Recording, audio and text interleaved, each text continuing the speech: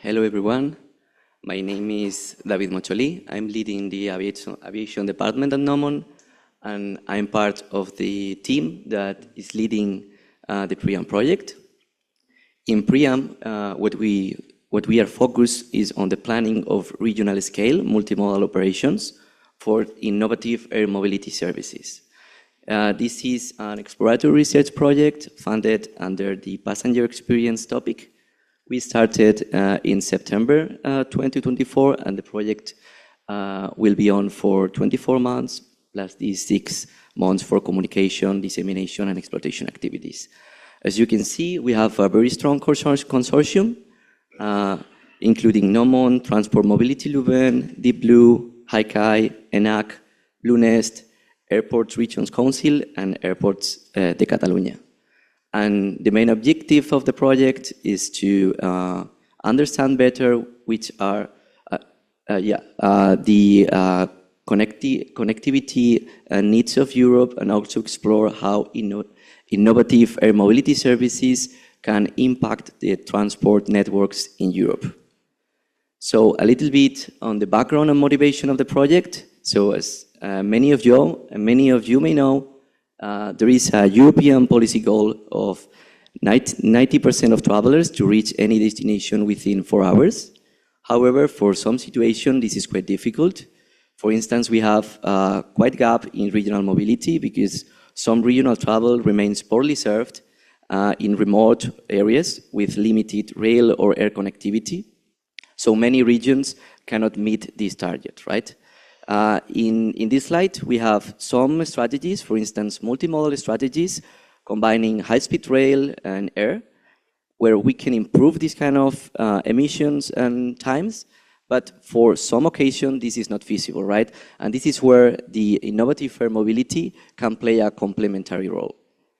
Because it brings some opportunities, for instance, to improve regional connectivity, to reduce environmental impact, and also to enhance network resilience. But at the same time, some uncertainties remain. We don't know which will be the real demand for this kind of services. We don't know how to do this integration with existing transport modes. And we don't know the required infrastructure and operational modes that we need. So we can say that the missing piece in Europe is that we are lacking these kind of data-driven tools to understand this. And in this slide is where in PRIAM, our goal is to therefore develop a data analytics and modeling toolset that supports a passenger-centric integration of innovative air mobility services in this kind of multimodal regional transport network in Europe.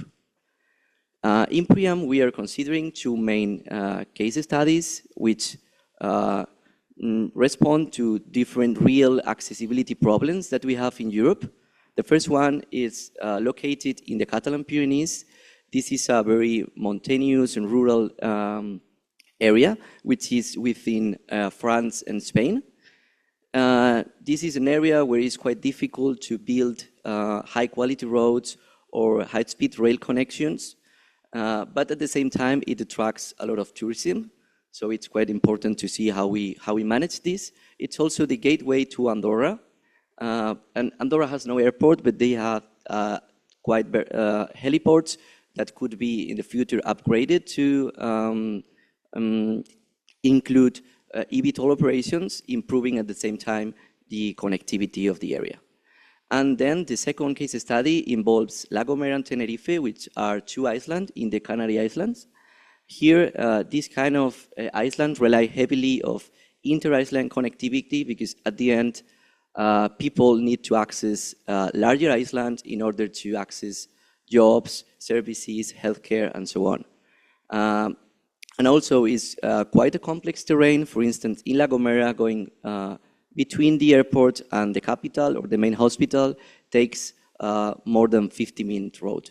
So this is also a quite suitable setting to explore how these new services could enhance the connectivity and the regional accessibility. In PRIAM, what we are developing, it's an end-to-end framework to understand which is the impact of these new innovative air mobility services in the transport network of Europe. And for that, we developed this methodology, which comprises two main, let's say, areas. The first one is the passenger behavioral modeling area. We start by trying to explore or to estimate which are the passenger groups which are more likely to adopt these kind of services. Then we combine this with a regional demand analysis that comes from mobility network data and other data sources to understand how people is moving nowadays. Then we combine these two models in a Mocholi's model to understand what will be the potential demand that this new service could capture from existing modes and new demand that could induce these new services. From that, we get this estimated potential demand, and we enter into the second phase of the methodology, which is the service side. The first thing that we do is to understand or identify which will be the best network of vertiports to maximize accessibility and performance. And then once we know which is the best vertiport network, we want to also to explore which will be the best way to operate these networks in order to optimize performance levels. Okay. So now I will give a brief introduction of each one of these models. So the first one, as I was commenting, it's the IAM adoption modeling. Here the aim is to identify which passenger groups are more likely to adopt these kind of new services. We started with some stated preference service where people evaluated different hypothetical scenarios with IAM, okay? And from that results, what we did is to develop some user propensity levels and service adoption levels. Then we use some A-based algorithms and machine learning techniques to understand what is behind these kind of decisions, okay? And later on, we just create some clusters to identify which will be the groups which are more likely to adopt these new kind of services. This is just a glimpse of the different questions of the survey that we did last year. Probably most of you answered, so thank you. Then we get to the second module of the methodology. This is where we want to estimate which is the potential regional demand of these new services. And for that, what we do, we start by analyzing, by using mobility network data in order to map how people is moving across the region and to understand which are the underserved travel needs. This is the same data that we have used in other projects, like for instance, Maya or, I don't remember the name. Okay, no problem. But we complement this mobility network data with additional data sources because this kind of data, for this particular case, doesn't tell us everything that we need to know. There are other attributes that are not directly observed in this kind of data, but are essential for this kind of estimation of potential demand. And this includes, for instance, trip purpose, for instance, knowing whether it's a business or a leisure trip.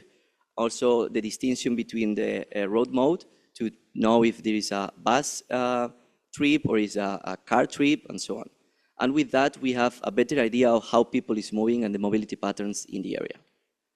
This is just an overview of the type of data that we can extract with mobility network data. On the left, what you can see is the daily trips to from the Catalan Pyrenees in 2024. As you can see, there are a lot of peaks. So we can understand that there is a seasonal pattern there with peaks in the holiday periods. And also on the right, we see the same information, but for the case study involving La Gomera and Tenerife. Here the pattern is different. We see high frequency movements, which means this commuting between the islands and accessing of the different services between the island and also the tourism.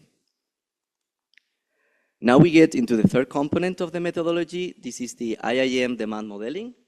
And here what we want to do is to quantify how much demand this new service would capture and how much induced demand they will generate, right?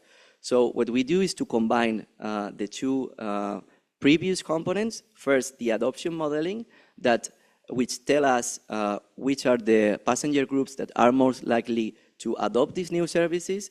And then we combine this with the regional demand analysis, which tell us how people is moving and why. And then this fits a mode choice model, which is calibrated with the stated preference services and with the mobile network data. At the end, what we get is two different results from the first, the capture demand estimation, and then the induced demand estimation.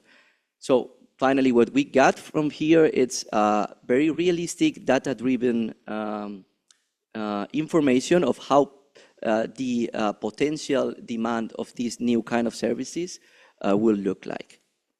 Here I just saw some results from the survey that we use it to calibrate the mode choice model. The different charts, what they mean, it's how people change or shift between existing travel options and the IAM under different variables, like for instance, price or travel times. Then the next module, it's the IAM network planning.